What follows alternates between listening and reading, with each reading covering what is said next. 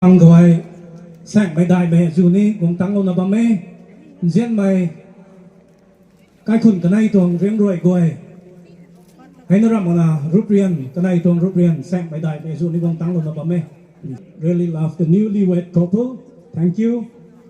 And cái này mình khao bảo tiến riêng âm cả mày SDO cũng tăng lâu là bà mê có cũng mình đã để thay tạm bóng mê dù ni này bằng nụ để đứng sáng mãi nó thì đại suy nghĩ tôi cái việc đại thế cái thông mấy câu Poto Assistant Commandant CRPF is with us. Thank you, sir. Anh yêu rồi sao số mày Apau cái dàn cao biểu mà cao biểu câu dân thuê lùng cả mày CMO none quảng tăng luôn là bà mẹ thuần quê Apau cái bằng câu cái này thì cái nhiều người là thai pun là thai là bấm mày doctor làm thai cả mày thao đình luôn đó po sir.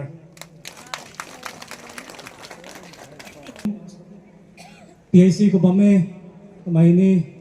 chuyện bên này tụi này tao hay học long mặc he quăng tăng luôn là bấm thuần quê quăng luôn là bấm thuần quê cái này social worker uncle xin bao gang mày cùng cái này thật hay uncle kadilin gang mày cái này bài mày dignitaries dùng là bấm mê cái giảm thái tạm bóng mày này dùng này là bấm thế quăng tăng lúc mày gọi mà cái nhiều tay cái giảm thái mặc hết cũng bấm quan sĩ quăng tăng lúc mày officers from different districts working in different departments. We warmly welcome each and every one of you present here for this wonderful and meaningful event.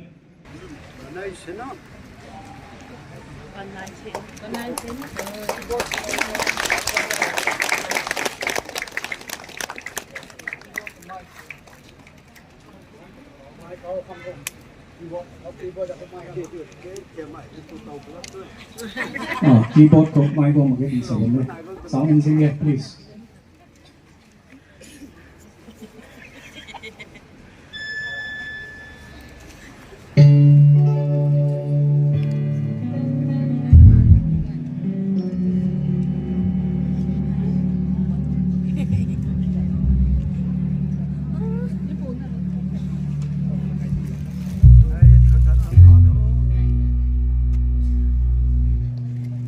Bạn hiểu không?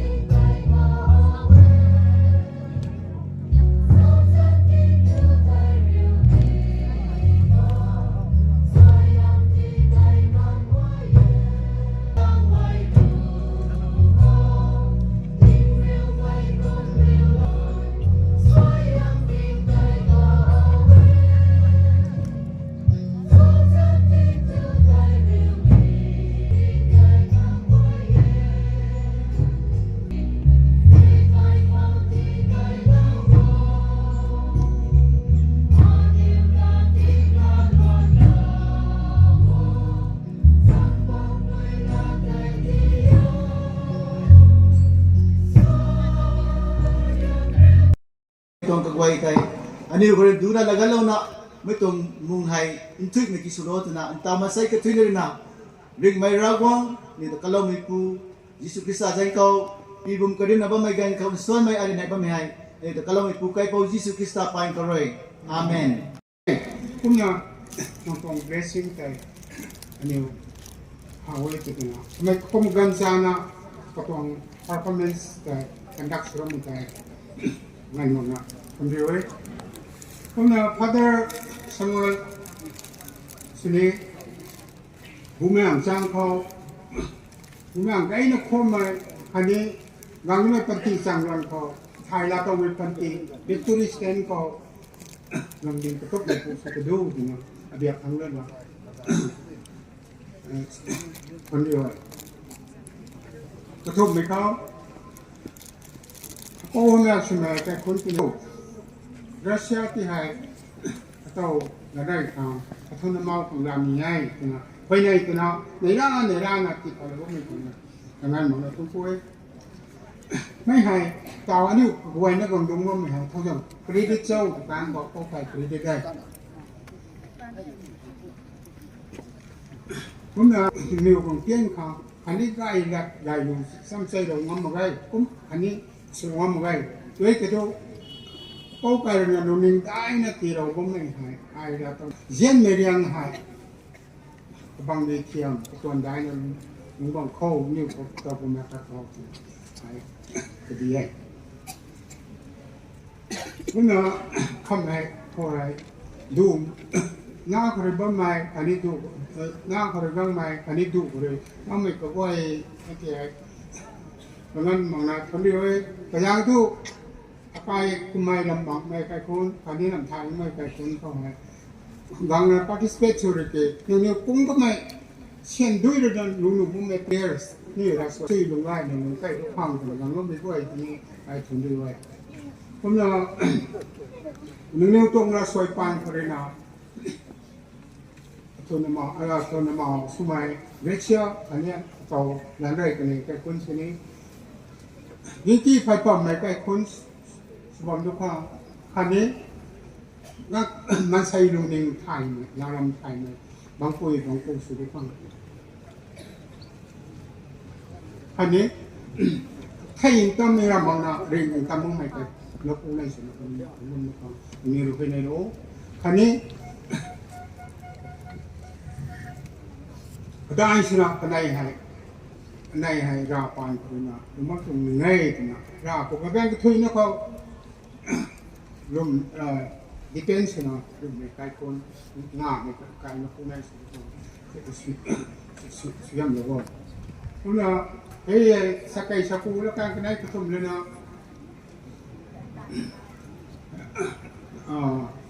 ต้อง welcome speech เลยเราเป็นเต้ผมไม่ติดเกาไว้คำนี้ชนะไอ้หนึ่งไม่ก็ว่านะเขา participate ก็ไม่ก็ว่าเขาใช้ในราชการไหมเรียวไหมในราชการไหมเราต้องไหมเล่นว่าเราต้องไหมสุขันดิวถึงจะเบียดทางเลยนะไม่ไหนยัยไม่ก็ว่านะแต่ต้องพูดแต่เราว่าเรามีเขาสักการเรามีตัวทั้งคู่มีเขาสักการเรามีตัวไหนปนี้สักสิ่งเราปนี้ไอ้ที่นี่สักครั้งชนะไอ้เนี่ยไล่ตัวไม่เขาให้กูมาแต่เดี๋ยวมีเขาปุยลูกมีหูเขาเราก็มาสารมีมีปันตีเขาลูกที่ผมเล็กสลบก็ได้ผู้หลงดังใส่มีเมาถึงข้าวมีว่าเขาเส้นตรงนั้นในร้านนี่ไทยสั่งไงอารมณ์มีน้องลาตั้งข้าวเช้าทุกระหว่างนั้นที่เราบ้องเสียแต่ทุกไม่ก็ภาษานั้นแต่อนุไทยกังไม่เห็นมั่งก็ไม่ไทยกังตรงนี้เสกคนเขาทิ้งกุมรูปทุ่มรูปได้กุมบ่มีดาวเขากุมก็ปูได้มีแต่อันไทยก็มีตัวน้อยสวยกันเคเขากุมเลยใจเรียงสวยกันมุสุบิกันอันนั้นโน่นนี่ก็ตัวเทียบอะไรนะเขาปองดูรถตรงสุดท้ายมั้งกุมเนี่ยอันไหนให้ปองโง่ไทยเด็กก็มีสภาพเขาอันไหนก็ฮักนั่นนะกายหน้าบอมก็กายขดนี่ฮักนั่นบอมได้โอ้ยอันนี้เราฟูวันนี้ไม่ผ่านแค่คนเดียวไม่มีแต่ใบมีตัวตุรีวันสิอันนู้นตันวันเรารับไม่ไหมเพราะเรารับไม่ไหมไอ้พวกนี้ไม่ต้องมีการหักแต่นี่แต่เราเว้ยอันนู้นการหักสังเทปอบุ้งนอนนี่เส้นพายเส้นแหลมลงมองงามปอบุ้งนอนการนี่ให้นู้นทัศน์หักเป็นงามเหมือนนั้นได้ปอบุ้งนู้นปูนอนนี่ปูเลยลูกไอ้เนี่ยสร้างงามมีแต่รับไว้นักถุยไทยที่ไม่เขาก็น่าอายก็สารนี่ไทยก็มีเศร้าเกย์ไม่ไว้นักเขาไว้ในนี้ไหมแต่ว่าไม่อายก็เขาเด้งที่ก็น่าสาดเตรียมทุกคนเท่านั้นมีก้อยน่ารักบอกต้องการไปได้มีพังคนโตให้ก็มีเต็มมีโน่นนี่ไม่รับมีนี่สากังมีแต่อะไรก็เลยช่วยไม่แกอายสานีนะสาตุนเท่านั้นเมื่อนักกัดไปได้ครั้งกัดไปได้มีตีเล่าครั้งไม่ท้ออายก็เขาเรื่องไม่เท่ India government và medical government là one or two is enough thì cũng sao mà mình cáiคนทำไมติดทุกหนุ่มมาแค่ไม่ใช่แต่บอดี้ปูท่าบอตีนได้ลำเท่ทางสิ่งนั้นคนไม่ใช่เขาเธอลิมิตถ้าเราจะจีใครเราบอกที่เราไม่ไหวแต่ไอ้คนน่ะจู่บอกวันนี้เท่มาไม่เขาจะทำไม่ไหวเนี่ยปวดลงตัวเขาล้มลงเท่าตัวไม่เท่มาหนาให้นี่ไม่กล้าเราคนน่ะตัดไม่หรอกมาแค่ปั้งน่ะถึงสาวคนนี้เราไม่เตะคนน่ะถึงสาววายต้องเทียบน่ะถึงสาวคนนี้คนละกมัยนี้ซ้ำให้ถึงสาวเราเท่ชี้มีลำซ้ำเจ้าการมีลำซ้ำไม่เก็บขันนั่นอาสาวเรานี่ไม่ตาเผาให้กมัยก็นักสั้นนักต้องเทียบส่วนลงมาตรงนี้ภายกับบานี้ก็ไม่กล้าเราก็นานนี่ปูทานปูเราไม่แต่ก็คุยได้ด้วยกามคุยเนี่ยมันปูได้นี่ปูได้ทุกที่เก็บไม่แต่ก็เราทุกอะไรอยู่ทำที่ลำแสงถ้าตัวใช่ลูกไม่เลี้ยงตัวนัดเดียวปูนัดเดียวคงบอกนี่อะไรก็จะพอใช้รวนเนี่ยก็ถาลาก็มาคนไม่ตอนนี้ไม่ถ้าตรงบ้านหนูคิดได้ไม่ไพ่ไม่บ้าเลยไม่รู้ไม่เรียกนี่เดนนี่นางตัวให้ทุกอย่างฉันก็รำทุกนานไม่มักเสียเป้าสุดสั้นเลยรุ่งไทยนู่นอะไรปะนู่นอะไรเที่ยงสุดนู่นบอกให้ลาขัดทุลาประกงทีคนน่ะซ้ำจังที่ถ่ายไม่ไกลแล้วนี่มือใส่ทุกแค่ขดสุนทรที่ตายใช่ไหมปูเขามีแต่กระโหลกเรียนตาบางคนคุณอาทุกปูนี่ห้างได้แก่เปรตเนี่ยฝัดตะดอกตะคนก็เขากันให้ก็ไม่ต้องเทียบสุนคนน่ะทำไมปูเราไม่แต่ก็พักได้แค่ตรงคนน่ะมาเอาไม่แต่นี่ใส่ก็ไม่สุรินทร์สุวรรณสิ่งทุกปัจจัยปลาคือเนี่ยไม่จ้าปูเราไม่ไหวแต่ก็เนี่ยก็หุบไม่สิงวันนี่ก็ปั่นไม่แต่ก็กระซับตรงนี้เลยคนน่ะก็ไม่ได้เฮ้ยเราไม่ตัวนั้นคนน่ะทีนี้ทำแบบไม่จ้าตรงเราไม่แต่คนเดี๋ยวเราก็ใช้นุเราก็ใช้แต่ก็ไม่ใช่เฮ้ยไม่จ้าใช้ไม่ขอตัวเพราะแต่เราไม่ใช่แต่ก็ไม่ต้องใช้ผมมาก็ไม่ต้องการสันนิษฐานในทางเมื่อกี้ก็มาใช้กระเป๋าก็ไม่สวมมีการนั่นทีนี้เราเนี่ยก็นักไปเรียนนะเจ้าเราเรื่องท่านะอนุเรียนนะคุณสาวส่วนที่การซ้ำใช้เป็นความสิ่งซ้ำเราต้องมาไว้ทุกไทยกัดวันนี้ในบางไทยใกล้แหลกกันได้เห็นก็ซ้ำใช้ในลงมองกรุงเทพนิ่งเทนะหมอโทนะกายวิธีเราเทลำสั่งลงนี้ก็นะอันนี้สู้เทกระสับตันมีอนาคตไทยมาแค่กระลงนิ่งปันซ้ำแต่เจ้าระดับเท่ก็จะสร้างใหม่ซ้ำเราไม่ได้ไม่เขาสิ่งอะไรตรงนี้นะบางก็ไม่ใช่ปบางไทยเก็บใกล้แหลกกันได้ซ้ำลงมาโคตรไม่เขาเรียบตรงเทก็มาทำไมเฮก็นะไทยบ้านเราตอนนี้สาเรากันเทไกเนี่ยสร้างกันได้นี่หมักจะกันนะก็น่าตาเผาเฮก็ไม่ถึงนักสร้างนักชาสูรคนก็ไปไทยจีกันเต็มที่ไทยสิเจ๊เวก็ไปไทยดีไทยกรมไหนคุณเจ๊ไปก็ไปไทยเจ๊ก็ไปแต่พวกชิงชาวคนเดียวนี่ทุกแล้วนำว่ายุคอาจจะชาวเราที่ชาวตาเราเนี่ยแต่คุณกันไหนคุณมันตรงไหนก็ไม่เทียบสุดท้ายลงวันเดียวเท่านั้นเราถ่ายลงมาหลายคนเขาถอดหมออันนี้บอกมีวันจะซ้ำใจดอกมันลงโค้ตัวไม่เห็นคุณน่ะอันนั้นมีภาษาเรานี่เท่คุณกำลังมองว่าแต่ที่ก็มีละอินเตอร์บ้านมีตัวแล้วถ้าสารไม่โทษคนนี้นายได้ไปยังไงเนี่ยสารเฮ้ยก็มีสักเมื่อวันนี้ลงน้ำปีกันเขาบอกแม่ได้อินเตอร์เรียงหัวได้บอกนายว่าดีซ้ำนะที่ลงน้ำโค้มีแต่ซ้ำใจดอกลงน้ำปูมีร้อยผู้ปีกันเขาปูเก่งเขาต้องเทียบไว้ขนาดเก่งเขาไว้มีทุนไม่มากกันใกล้คนไว้แล้วได้มีสิ่งนี้นายคุยกันก็ได้กันได้ซ้ำดังกันนายก็ได้กันได้ทุนลงโค้ตัวไปนั่นสาวเราเนี่ยด้วยมีสกุลไทยไม่ว่าแต่ได้อยู่ทั้งกูไทยลงคันเฮยก็ไม่เอาเอาปันนี้ไปละต้องหมุนละจริงทั้งงานไหนงานมีตีร่องมาทางการได้นะทั้งกูไอ้รังบังได้ก็ไว้ตรงนี้เตาการไหนนะตอนสยามตีร่องนี่ใช่แต่รังมันก็ไว้ตรงนี้ทั้งกูงานบอกไม่ได้ทุกหลังsau đấy là nó kèm khạch cái này nó sẽ sau đó để thế mình thao đi để cho tàu nó ta gian từ nhà rồi khạch đấy là sau làm thìเราไปกันเขาปลูกดูใบนะปุ้ยปูปอใบซาก็ได้ก็นั่งเกยกระต่ายก็งาอยู่บ้านเราล้มมันก็เดือดเท่าแต่มันยังต้องใช้ยางก็อร่อยสุดเลยครับผงเหล่งว่าใช่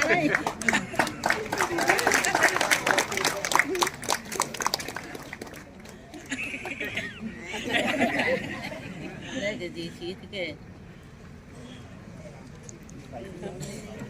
เอาบ่ for giving us this beautiful day,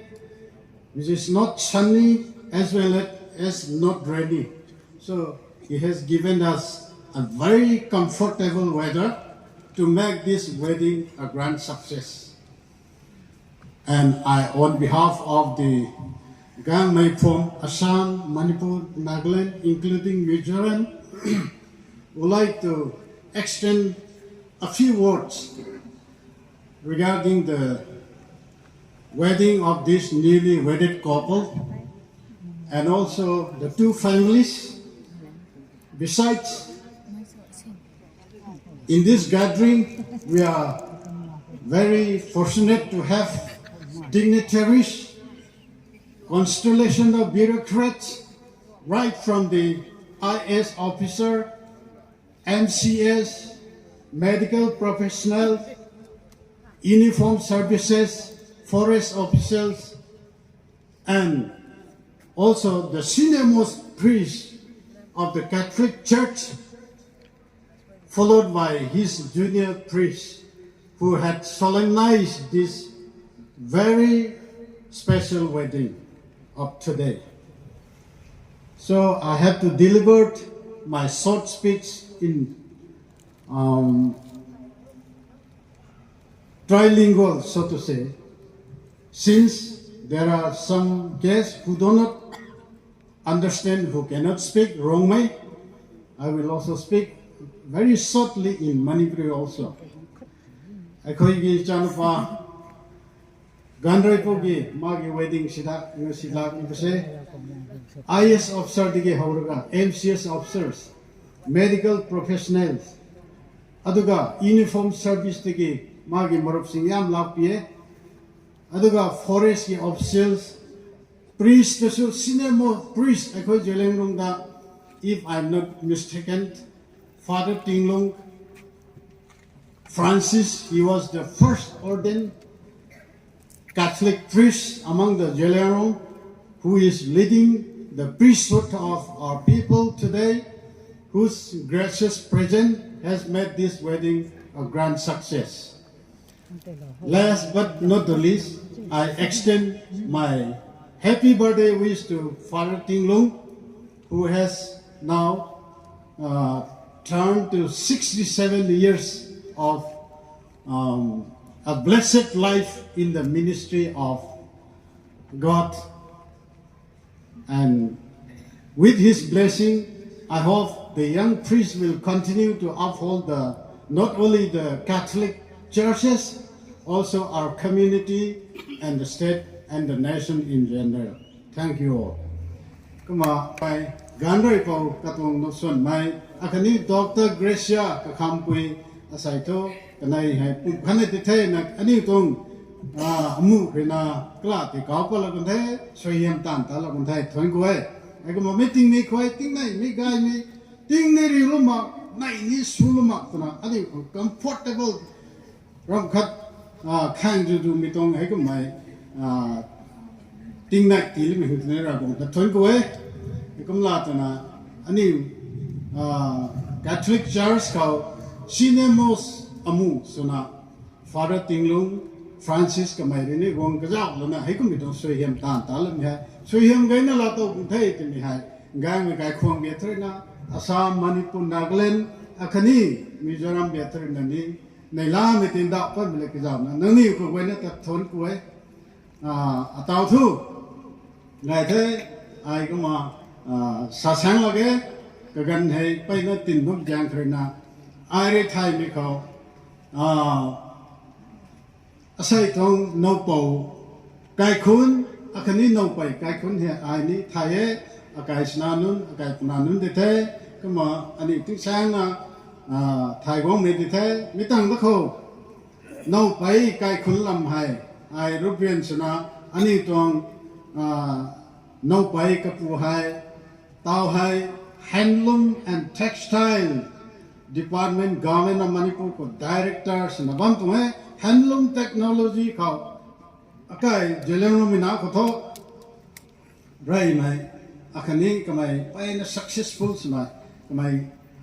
mai ko training so chui na super ko sai director ko bam tu hai มากำไมให้ดวงมินไม้กระตรง classmate อากาย brother กระดิลินกันในตัวไทยจุยนัดใส่กันในเรน่าดวงผมก็มีปริตไปน่ารักแล้วนะอันนี้ก็มากลางก็ตัวไทยอันนี้กุ้งรูปเรียนส่วนนั้นเท่ก็ไม่ให้เจริญร้องก็ตัวลุงนิ่งได้ไม่ออฟสักอะไรตัวมีให้ไม่ไหวนั่นนี่ไทยก็ต้องเท่ก็ได้ฉันI thought as a social worker I have involved in so many platforms right from the United Naga Council I served there as General Secretary from 1999 then I continued to work with the various political parties and also as organizations including civil societies and also our chairman of the Alternative Arrangement Committee of the United Naga Council from which post I did resign in the month of June 2020. So till now I'm working as a social worker in various capacities. So I'm fortunate to have stand before you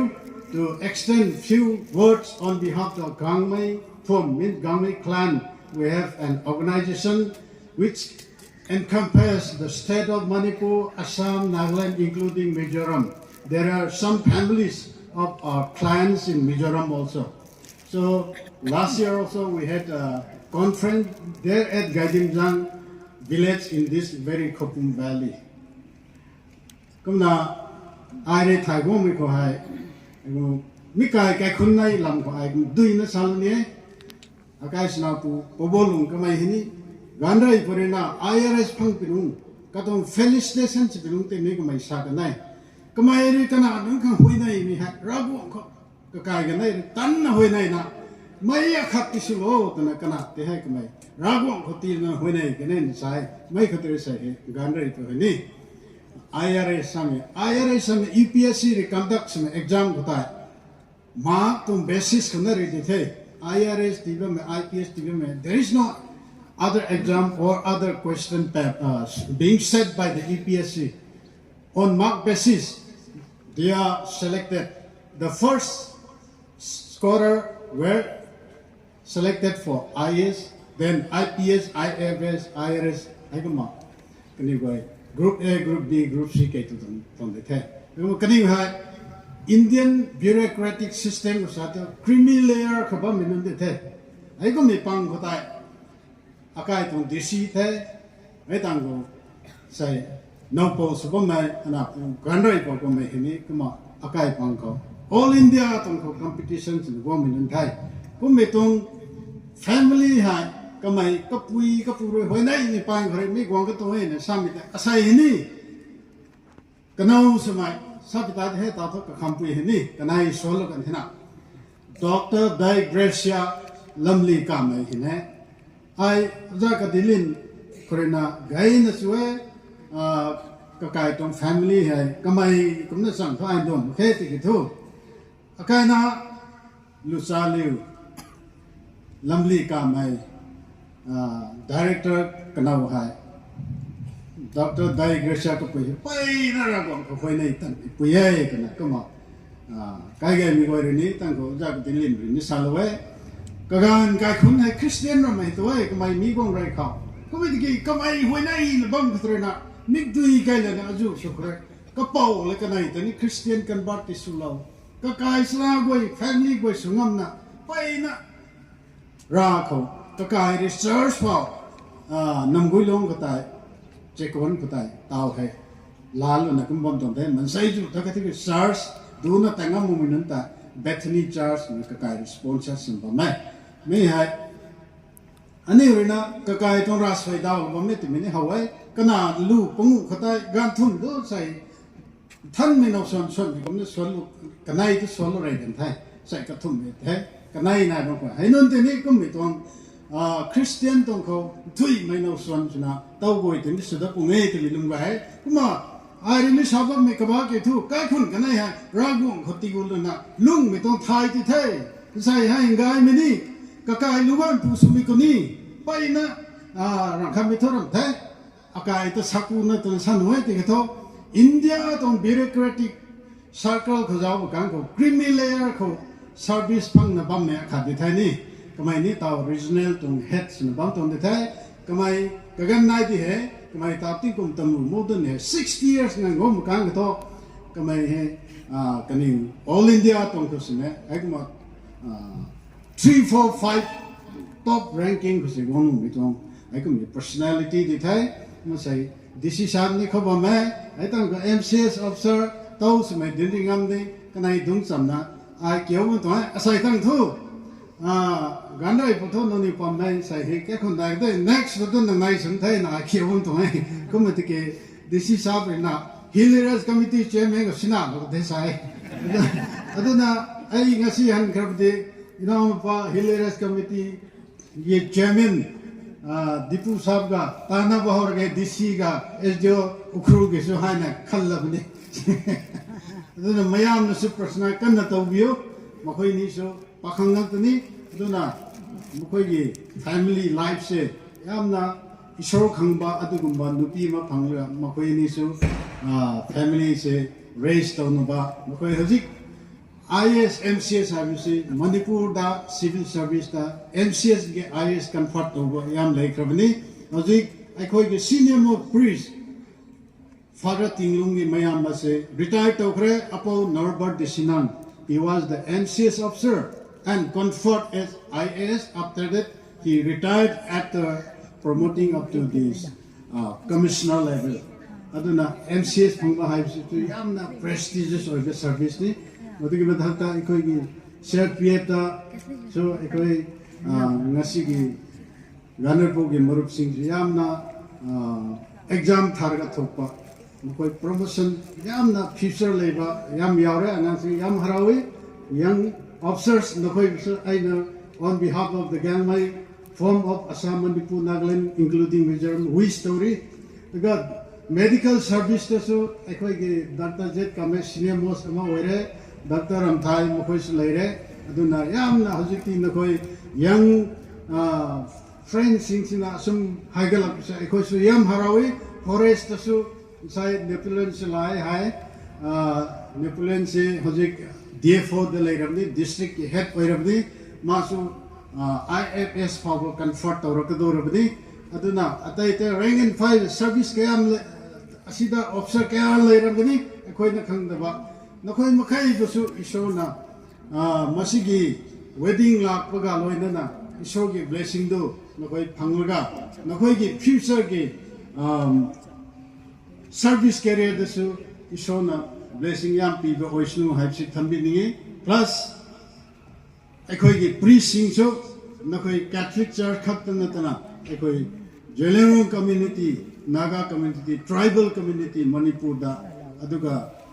national level that Nokai contribution through your prayer and through your services. Vishnu have seen. With that, I last but not the least, I again wish Father Tinglung a good health and longevity in the days to come. Thank you all.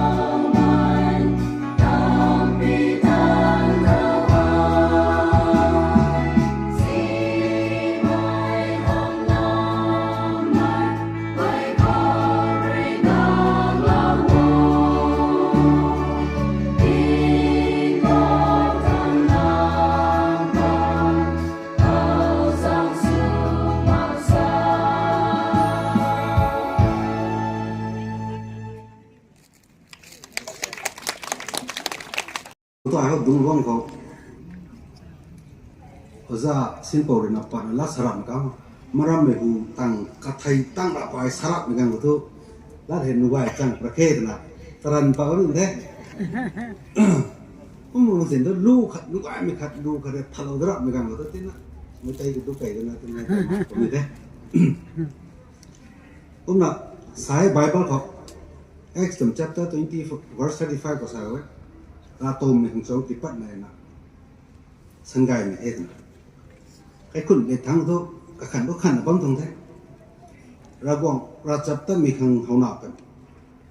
là tàu mình giống tiếp bắt mình sân gai này mình thế thì thôi sao tôi sao bấm thế kiểu thôi alung mình tôi tụi này mình bỏ sao mình ai sum mày cái bụi cái bù sum này nè mày mới tổng feeling sẽ là tàu ấy thì là khăn này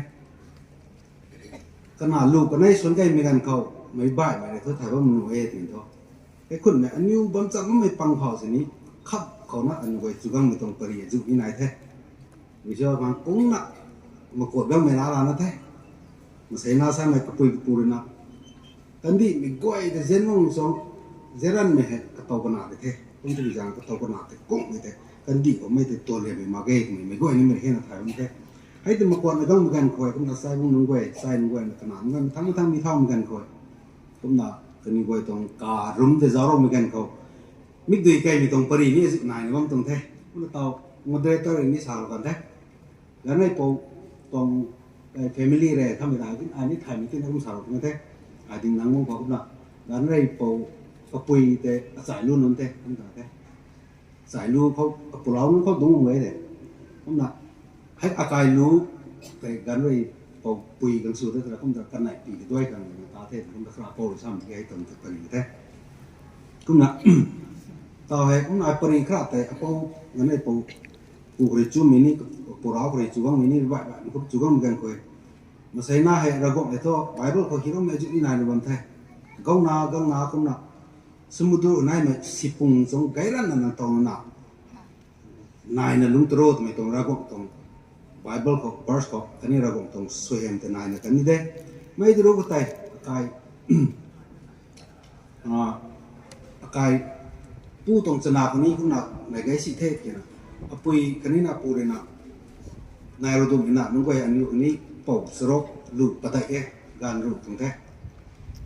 อาจารย์อากายจะนานุ่งก้อยกับมาอายกับปูเราแท้ก็นะอายสารนี่สารองแท้นะเกรเซียตรงกับปูเราแท้คุณนะอากายปูนักเทรนนะต่อดิจิโร่เก่าแท้นู่นเลยไดเกรเซียอยู่นะกับปูกายนาก็นี่มันการรูปตรงแท้สนาอะไรรูปอะไรทุกคนการถ้าตัวเราส่วนว่าไงไอ้เรเซียตรงกับปุยนี่กายนี่การรูปตรงแท้ปอกสนายรูปกระทุ่มตรงนั้นแท้มันก็ปุยนาเขาเจ้าบางผู้นาเขาเจ้าบางหอยนาไอ้ไก่สิในแฟมิลี่ที่ตรงนี้แท้ผมน่ะกระเป๋าเลยครับกระหอมไม่แต่นี่ไม่แต่สวยมันระบบไอ้ส่วนตรงแท้ตรงนี้ที่นี่นายนะคุณน่ะนี่เก่าหนักนี่สัสรบตรงแท้ระบบนี่นาใกล้กว่าเขาผมน่ะดิลลงไม่สารไม่จุดนี่ไหนใกล้กว่าเขาไม่มันจุดไหมใกล้กว่าเนี่ยไม่ไม่แต่ระบบเนี่ยตีเราเองใช่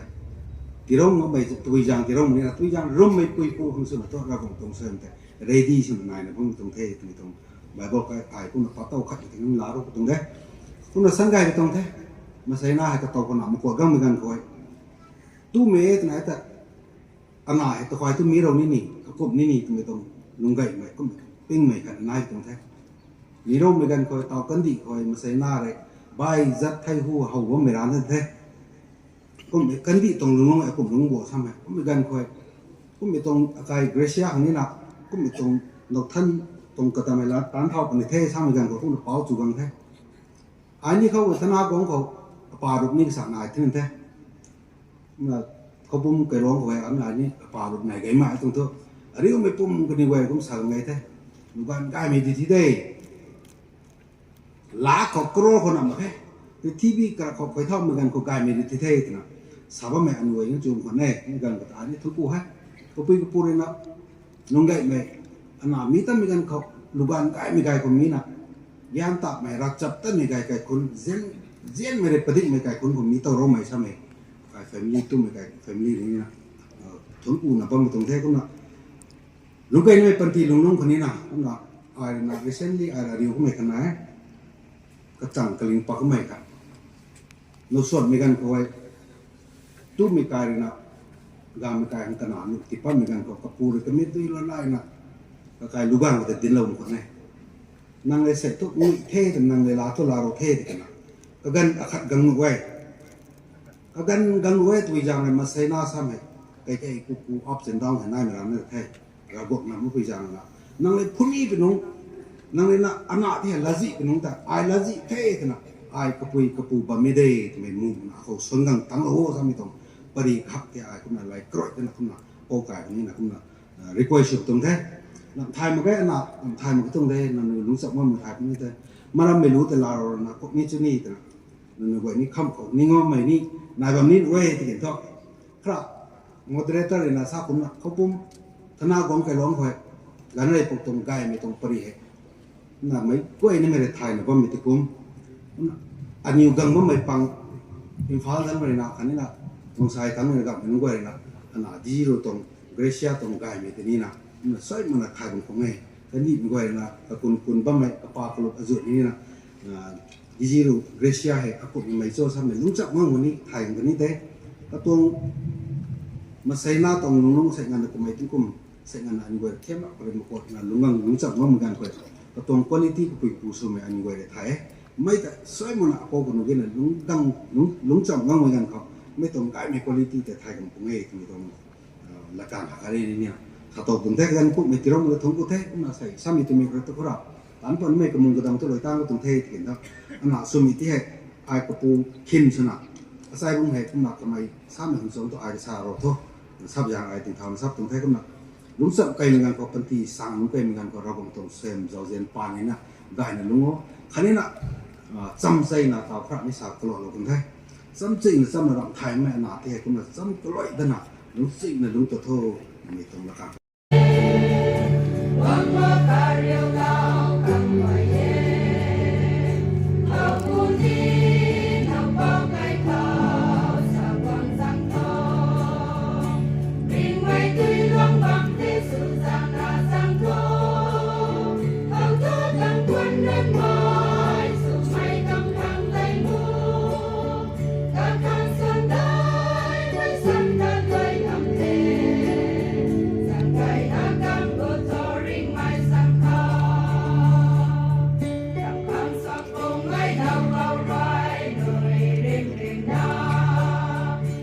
Hãy subscribe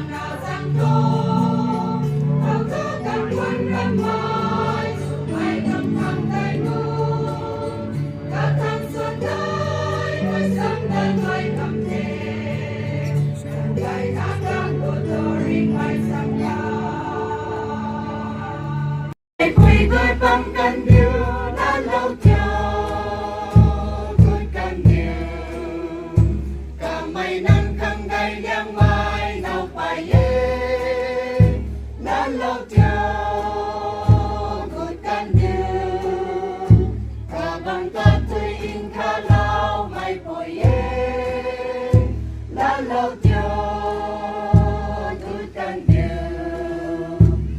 Mì Gõ để không bỏ lỡ